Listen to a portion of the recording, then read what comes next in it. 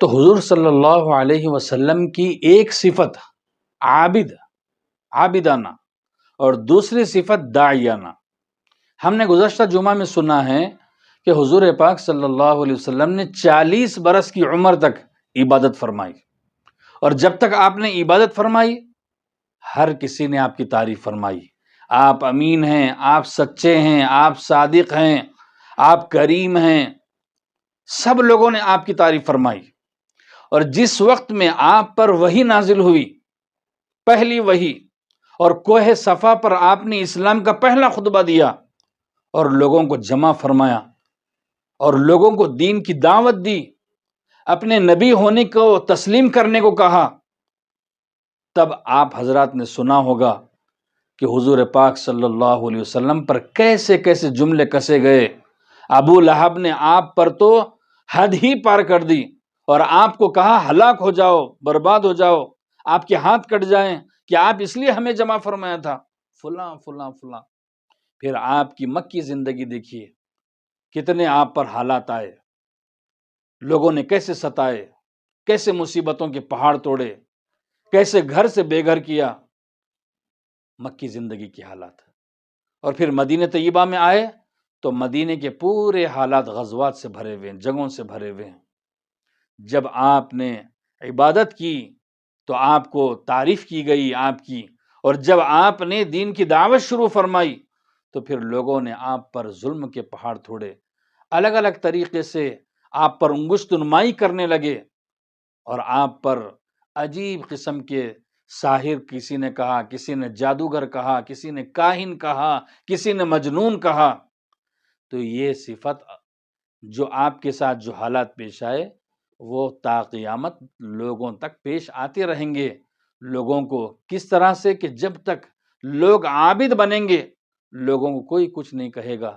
جب دین کی دعوت دیں گے تو سارے کفر ٹوٹ پڑیں گے، یہ فلاں دہشت گرد ہے، یہ فلاں ہے، ان کو مٹاؤ، ان کی محنت کو روک دو، ان کو کہو کہ وہ اسلام سے رک جائیں، نام کے مسلمان رہیں، دین کو نہ پھیلائیں، فلاں فلاں.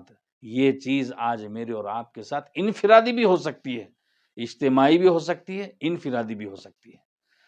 چند دن گزرے تو آپ علیہ الصلوۃ والسلام سے کفار مکہ نے یہ کہا کہ اے نبی، آپ ہمیں آسمان سے کوئی فرشتہ اتار کر بتلائیے جو آپ کے ساتھ گھومے پھرے اور یوں کہے کہ یہ آدمی نبی ہے تو ہم مانیں گے. لوگوں نے معجزے کے مطالبے شروع کر دیے. کسی نے یوں کہا کہ اے نبی جی، آپ نبی ہیں تو آپ یہ کر کے دکھلائیے کہ جتنے پہاڑ مکہ میں نظر آ رہے ہیں سارے پہاڑوں کو ہٹا دیجئے، سبزہ زار بنائیے، جیسے شام میں مصر میں نہریں جاری فرما دیجئے. کسی نے یوں کہا آپ نبی ہونے کا دعویٰ کرتے ہیں تو ہم اس وقت آپ کو نبی مانیں گے کہ جب آپ دعا کریں کہ ہمارے جد امجد، پردادا کے بھی دادا قصی ابن کلاب وہ زندہ ہوں اور ہمیں کہیں کہ یہ آدمی سچا ہے تو ہم ایمان لائیں گے. نبی پاک صلی اللہ علیہ وسلم پر قربان جائیں، آپ نے سب کی باتیں سن کر ایک ہی جواب دیا. آپ نے فرمایا دیکھو، جو میں سنانا چاہتا تھا وہ سنا چکا، جو کہنا چاہیے تھا وہ کہہ چکا، اب تمہارے اور میرے درمیان میں اللہ فیصلہ فرمائیں گے. لوگوں نے کہا ہماری دال اس وقت میں بھی نہیں گلی، اب کیا کرنا چاہیے؟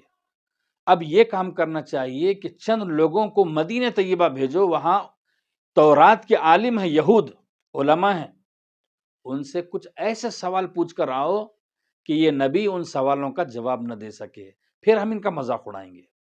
تو نضر بن حارث، عقبہ ابن ابی معیط، یہ لوگ گئے مدینہ طیبہ، وہاں کے یہود سے ملے، علماء سے ملے، یہودی علماء سے. تو یہودی علماء نے 3 سوال دے کر بھیجے اور یوں کہا کہ اگر ان تینوں سوالوں کا جواب یہ دے دیتے ہیں تو یہ نبی ہیں، اور اگر یہ نہیں دے سکتے جواب تو یہ نبی نہیں ہے. اب وہ لوگ بڑے خوش ہو کر آئے مدینے سے مکہ کو شاداں و فرحاں کہ اب ہم تو ایک ایسی چیز کسوٹی لے کر آئے ہیں، اب حق کا حق، پانی کا پانی، دودھ کا دودھ ہوگا. آپ کے پاس خدمت میں حاضر ہوئے، آپ سے کہنے لگے ہمارے چند سوالات ہیں، اگر آپ ان کے جواب دے دیں تو ہم سمجھیں گے کہ آپ نبی برحق ہے اور ہم ایمان لائیں گے. آپ نے فرمایا پوچھو سوال. انہوں نے کہا اے نبی، پہلا سوال ہمارا یہ ہے، آپ ہمیں یہ بتلائیے کہ وہ غار والوں کا قصہ کیا ہے. چند لوگ غار میں چلے گئے تھے اپنے ایمان کی حفاظت کے، وہ سنائیے، غار والوں کا واقعہ سنائیے. ہمارا دوسرا سوال یہ ہے آپ ذوالقرنین کون ہیں ان کے بارے میں ہمیں بتلائیے. تیسرا سوال یہ ہے روح کیا چیز ہے. یہ 3 سوالات کے جواب دیجئے، ہم نبی مان لیں گے. آپ نے فرمایا کل بتلاؤں گا. کل ہو گئی لیکن وہی نہیں آئی. کل ہوتے کل کل کل آپ پر دباؤ تھا، آپ روزانہ بے چین ہوتے تھے کیونکہ آپ بھی تو نہیں بتا سکتے. آپ کہتے ہیں تو وہی سے کہتے ہیں. ما ينطق عن الهوى ان هو الا وحی یوحى. آپ جو بھی کہتے ہیں وہی کے ذریعے سے کہتے ہیں. وہی نہیں آئی. 15 دن بعد وہی آئی، اور یہ وہی آئی کہ اے نبی جی آپ نے یہ کیوں نہیں کہا کہ میں کل بتلاؤں گا انشاءاللہ. اس سلسلے میں میرا ایک ویڈیو بھی ہے انشاءاللہ کے بارے میں، آپ جا کر اس کو بھی دیکھیں کہ ہم انشاءاللہ کیسے کہنا چاہیے، کب کہنا چاہیے. اے نبی جی آپ نے یہ کیوں نہیں کہا کہ اللہ نے اگر چاہا تو میں کل بتلاؤں گا. آپ نے تو یوں کہا میں بتلاؤں گا، آپ کہاں سے بتلائیں گے. تو اللہ نے نبی پاک صلی اللہ علیہ وسلم پر تنبیہ فرمائی.